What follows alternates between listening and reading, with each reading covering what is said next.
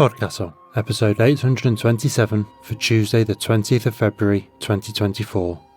Mum and Dad at the Home Front by Sherwood Smith. Read by Caitlin Zavanovich and produced by Devin Martin. Rated PG-13.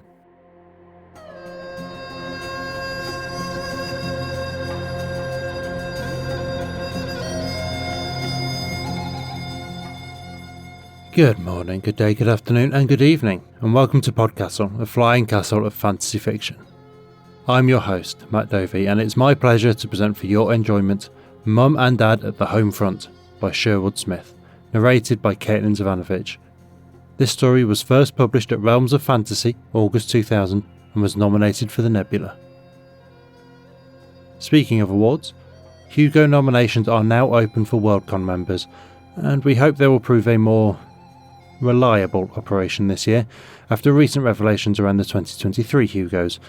Look for the report from Jason Sanford and Chris M. Barkley for more if you're not up to speed on the drama. PodCastle is eligible in the Best Semi-Prozine category, as ever, and our co-editors Shingai Njori Kagunda and Eleanor Allwood are eligible as a team for Best Editor Short Form. The majority of our masthead is UK based at the moment, so with Worldcon 2024 being in Glasgow, it's hopeful that a good chunk of us will be there to celebrate in person. We would dearly love your consideration if you're willing to give it. We give a lot to try and make this castle fly as far as it can, and we hope we live up to your expectations and show the breadth and depth of contemporary fantasy. Today's author, Sherwood Smith, has published over 50 books, one of which is an Anne Lindbergh Honour book. She's twice been a finalist for the Mythopoeic Fantasy Award and once a Nebula finalist.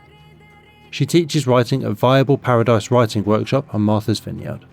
Her website is at sherwoodsmith.net and she has a Patreon where she posts chapters in draft.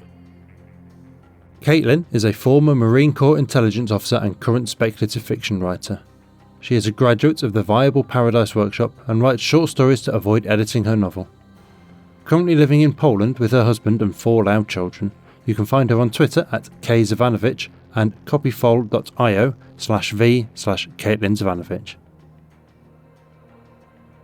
And now pay attention, for our tale is about to begin, and you half remember something like it from your own childhood reading.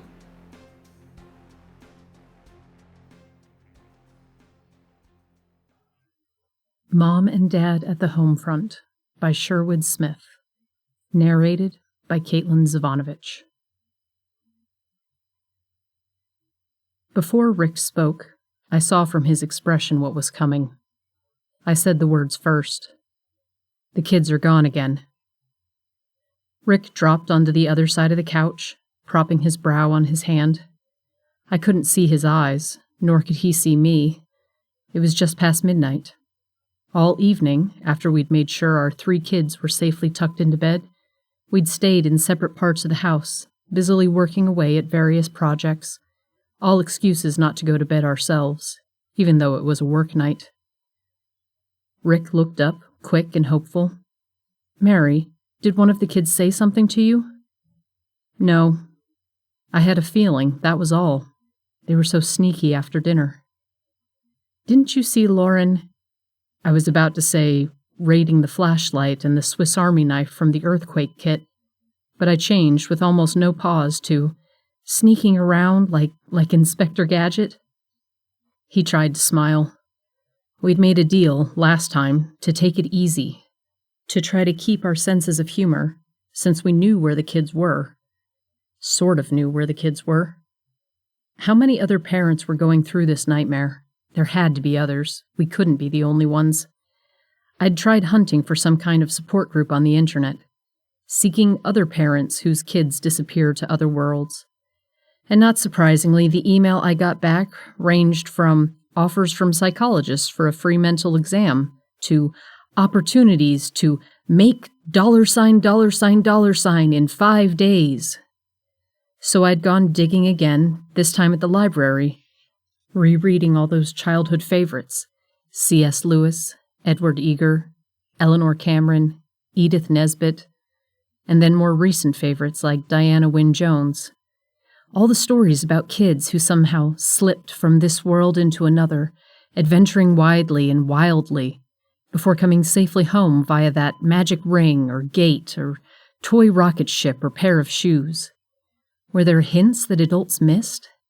Clues that separated the real worlds from the made-up ones? Evidence, I'd said, trying to be logical and practical and adult. They've vanished like this 3 times that we know about. Doors and windows locked, morning back in their beds, sunburned. After the last time, just outside RJ's room, you saw 2 feathers and a pebble like nothing on earth. You came to get me, the kids woke up, the things were gone when we got there. When asked, the response was, and I quote, "What feathers?" But Rick knew he had seen those feathers, and so we'd made our private deal. Wait and take it easy. Rick rubbed his hands up his face, then looked at me, and broke the deal. What if this time they don't come back? We sat in silence. Then, because there was no answer, we forced ourselves to get up, to do chores, to follow a normal routine in hopes that if we were really, really good and really, really normal, morning would come the same as ever with the children in their beds. I finished the laundry. Rick vacuumed the living room and took the trash cans out.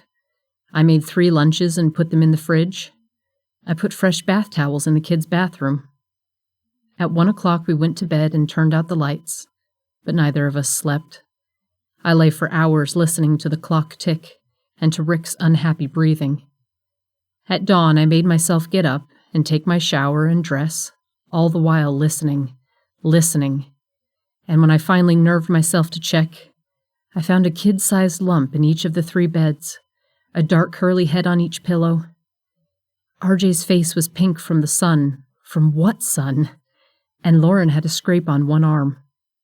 Alicia snored softly, her hands clutching something beneath the bedclothes. I tiptoed over and lifted the covers. Her fingers curled loosely around a long wooden wand with golden carving on its side. If it wasn't a magic wand, I'd eat it for breakfast. Alicia stirred. I laid her covers down and tiptoed out. "A magic wand?" Rick whispered fiercely. "Did you take it?" "Of course not," I whispered back. "She'd have woken up and—" "And what?" he prompted. I sighed, too tired to think, and would have been mad at me. "Mad?" Rick repeated, his whisper rising almost to a squeak. "Earth to Mary, we are the parents. They are the kids. We're supposed to keep them safe. How can we do it if they are going off the planet every night?"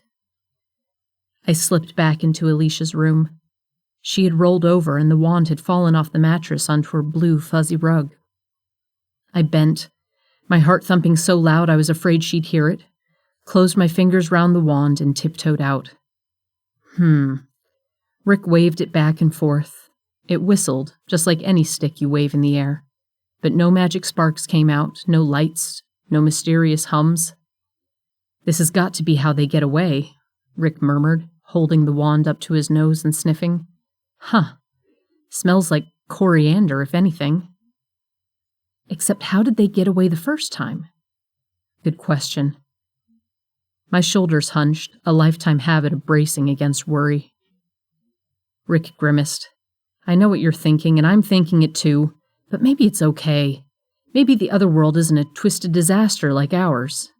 But why our kids?" Rick shrugged, waving the wand in a circle. "Found by a kid from another world? Some kid who knows magic, maybe?" His voice suspended, and he gave me a sort of grinning wince. "Kid magician?" He laughed, the weak, unfunny laugh that expresses pain more than joy. "Listen to me. Say those words to any other adult, and he'll dial 1-800-NUT-HOUSE."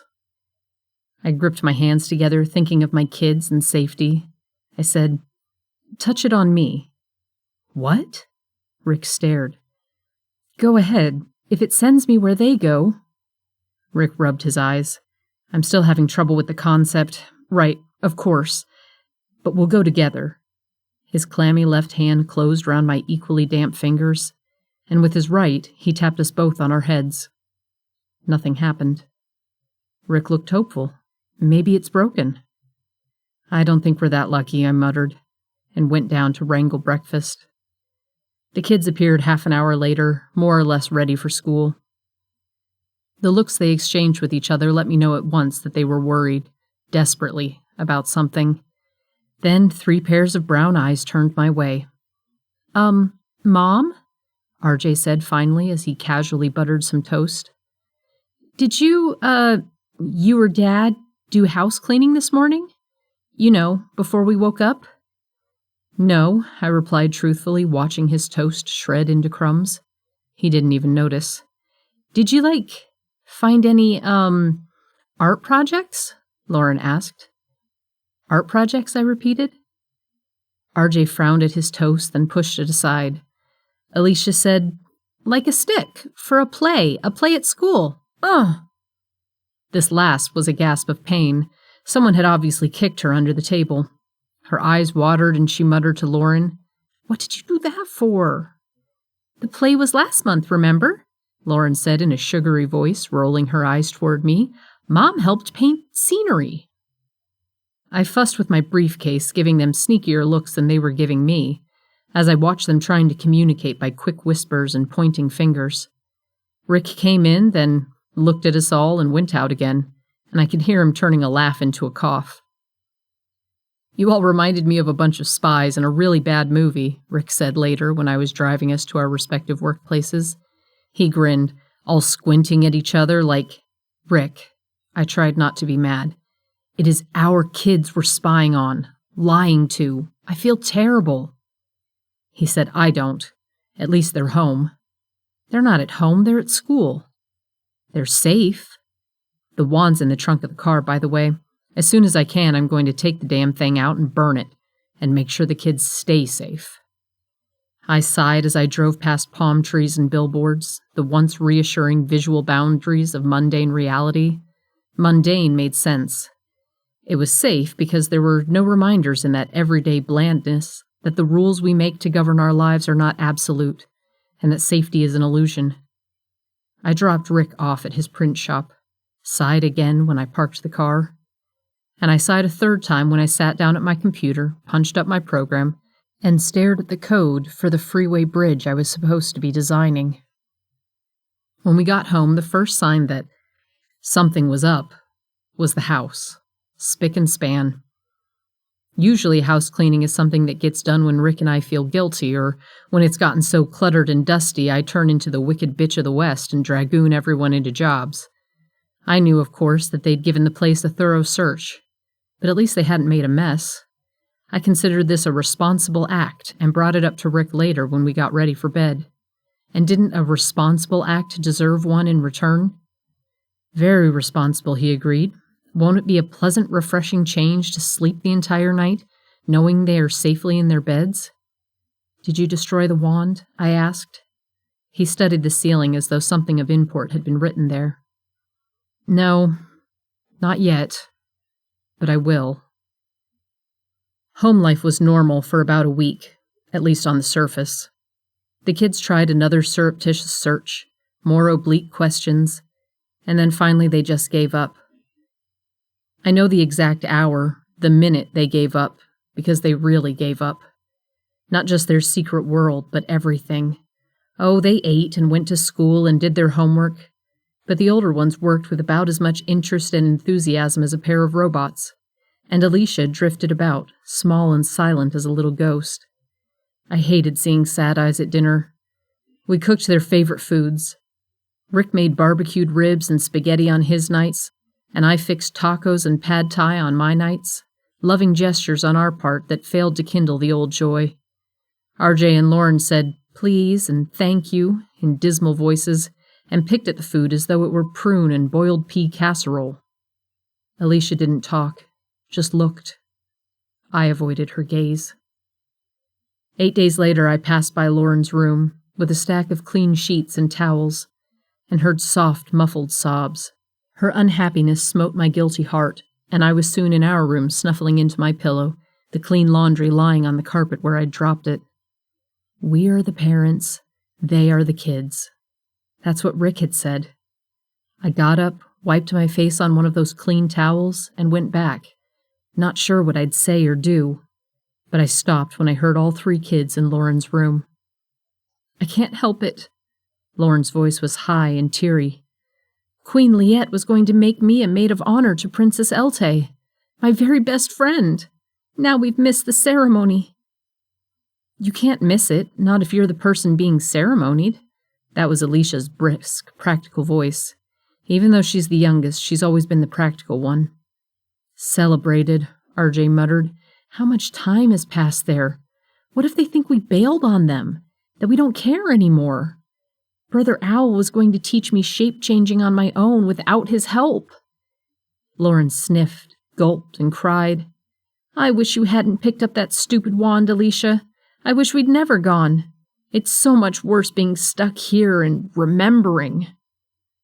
I don't think so. That was RJ's sturdy voice. Somebody got the wand, but nothing can take away what I remember. Riding on the air currents, so high, just floating there. Learning a spell, Alicia put in, and seeing it work, knowing that it had to be us, that we made all the difference. You're right, Lauren said. The tears were gone. Only for me, the best memory was sneaking into the Grundle's dungeon. Yeah, I hated it at the time. It was scarier than anything I'd ever done. But I knew I had to get Prince Dar out, and being a girl and an outworlder and a very fast runner, I was the only one who could get by those magic wards. I liked that, being the only one who could do it. Because of our talents, Alicia murmured longingly. Because we saw the signs, and we believed what we saw, RJ added, even more longingly. Gloomy silence. I tiptoed away to pick up the towels and sheets. Rick was in the garage, supposedly working on refinishing one of the patio chairs, but I found him tossing the sander absently from hand to hand while he stared at RJ's old bicycle. You haven't burned the wand, I guessed. He gave his head a shake, avoiding my eyes. I can't. I think we ought to give it back, I said. He looked up. His brown eyes were unhappy, reminding me terribly of RJ's sad eyes over his untouched dinner. They're our kids, I said, not our possessions. I told him what I'd overheard. Talents, he repeated when I was done. I said, what if Alicia had been born with some incredible music talent? She'd be just as lost to us if she were at some studio practicing her instrument 8 hours a day, or being taken by her music coach to concerts all over the country. She'd be safe, Rick said. Not if some drunk driver hits her bus or a terrorist blows up her concert hall.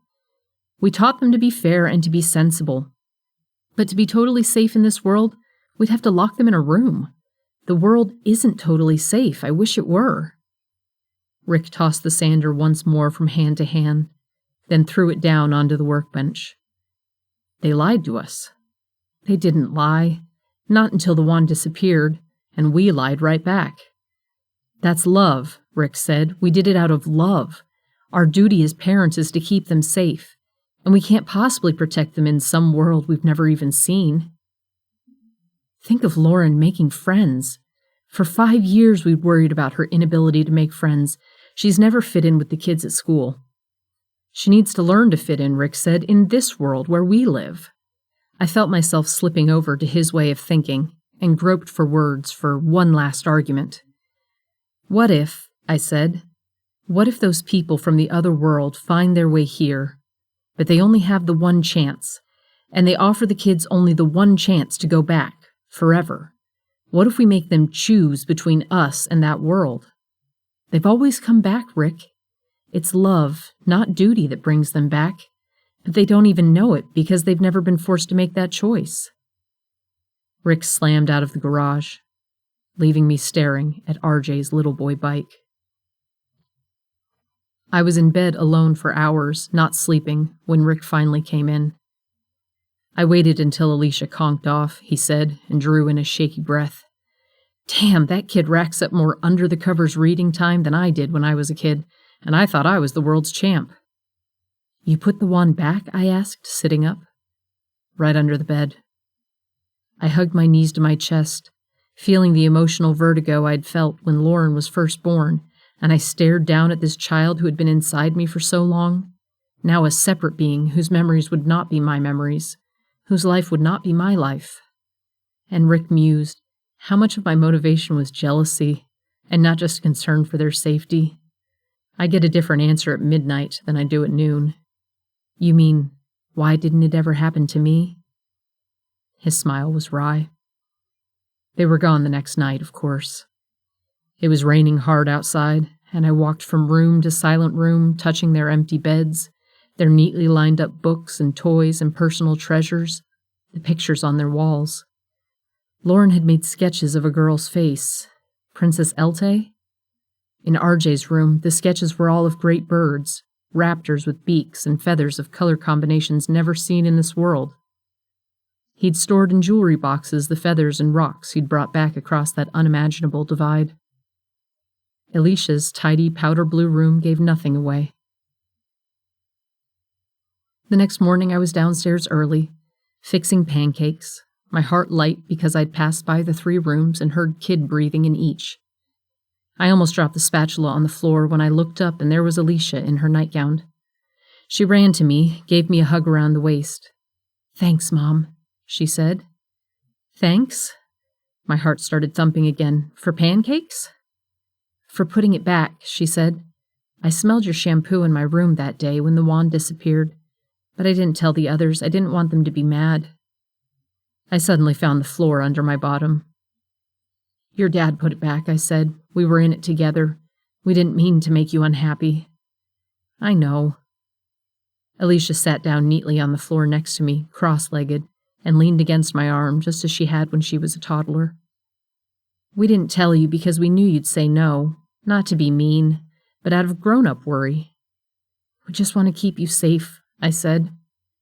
She turned her face to look up at me, her eyes the color of Rick's eyes, their shape so like my mother's. "And we wanted to keep you safe."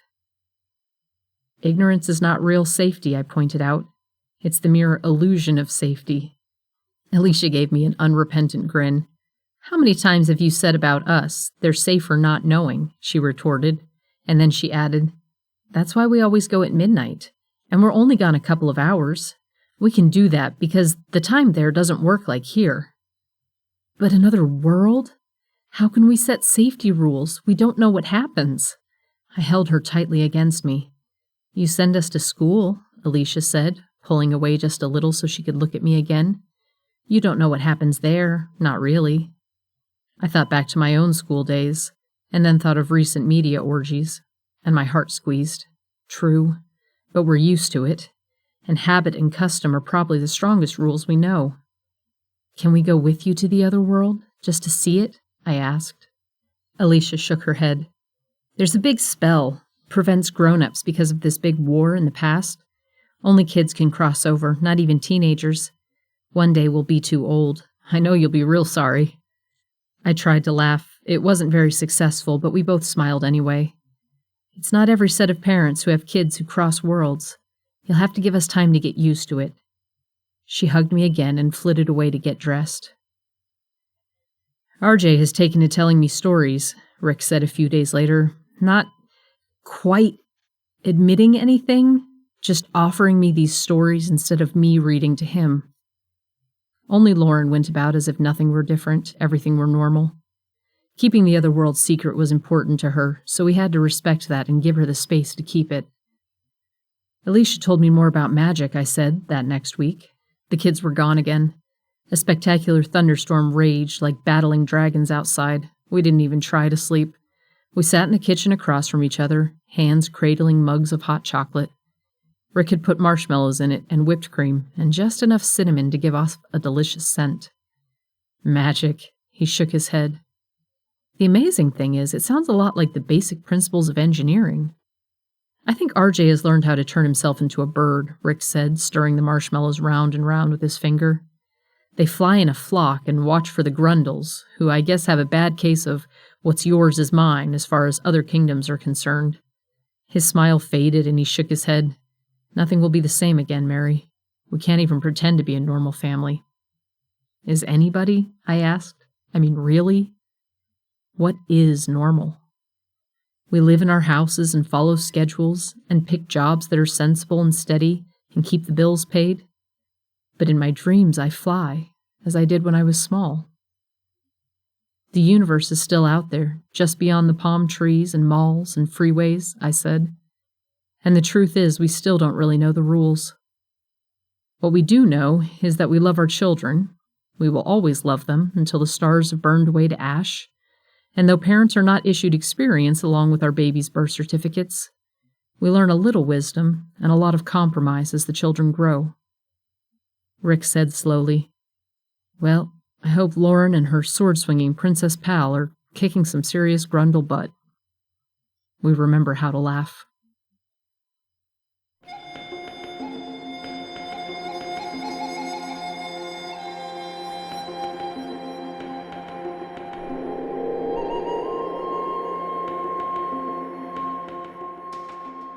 And welcome back.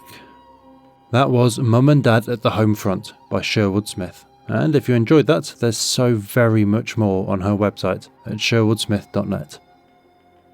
Sherwood sends us these notes on the story. As a kid reader and writer, I read every book I could get my hands on featuring kids adventuring on their own. And because most of the books in the library featured adventuring boys, I began writing about a gang of adventuring girls. As an adult, I wondered what the parents were thinking as their kids slipped through that magic door. Thank you, Sherwood, for the thoughts and the story.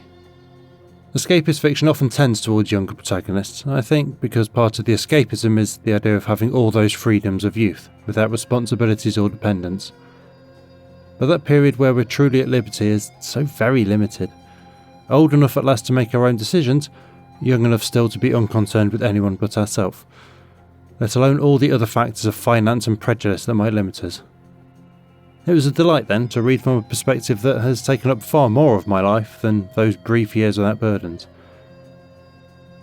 Because once you have kids, once you are responsible for other humans, their safety and success, it is a thought that fills your mind constantly.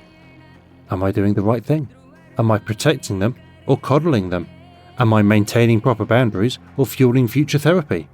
God, am I correctly identifying and abandoning bullshit boundaries that have been inherited without examination for generations, or fueling future therapy in the other direction? And the most exhausting part is, anytime you feel like you've arrived at an answer at a satisfactory balance, the ground has shifted under your feet and they've grown up a touch more, and the equation has changed again, and you have to start all over. And here's the really upsetting part, as someone who has spent a lifetime on video games. You can't reload old saves. If it turns out you spec'd your children wrong, you can't re-roll. You have to simply make decisions with imperfect information and then just hope for the best. Ugh. Just one more way in which Baldur's Gate 3 is better than real life. That was our show for this week. On behalf of everyone at PodCastle, your co-editors Shingai Enjoro Kagunda and Eleanor R. Wood, assistant editor Caitlin Zavanovich, audio engineers Devin Martin and Eric Valdez, and our many wonderful first readers, Andrew Cahoe, Craig Jackson, Amalia Harrington, Julia Patt, Kieran Corsaini, Ryan Cole, Sarah S. Messenger, Shrikripa Krishna Prasad, Tava Nova, Tierney Bailey, Zeev Witties, and myself, Matt Dovey. Thank you for letting us share another story with you. The legal bit. PodCastle is part of the Escape Artists Foundation, a 501c3 non-profit, and this episode is distributed under the Creative Commons Attribution Non-Commercial No Derivatives 4.0 international license. That means you can share it, and please do, but you cannot sell it and you cannot change it. If you want specifics, check creativecommons.org. Our music is by Shiva in Exile. Everything we do on PodCastle is 100% donor funded, and if you'd like to support what we and the rest of EA do, please join us on our Patreon at patreon.com/EApodcasts. Prefer another method? There's details for supporting us via Twitch, Amazon Prime, Ko-fi and PayPal on escapeartist.net. We'll be back next Tuesday with another fantastic tale. In the meantime, you might care to check out our sister podcasts, Escape Pod for science fiction, Pseudopod for horror, Cast of Wonders for YA speculative fiction, and Catscast for speculative cat stories. If your heart belongs to us though, we'll see you next week. Be safe, and be kind.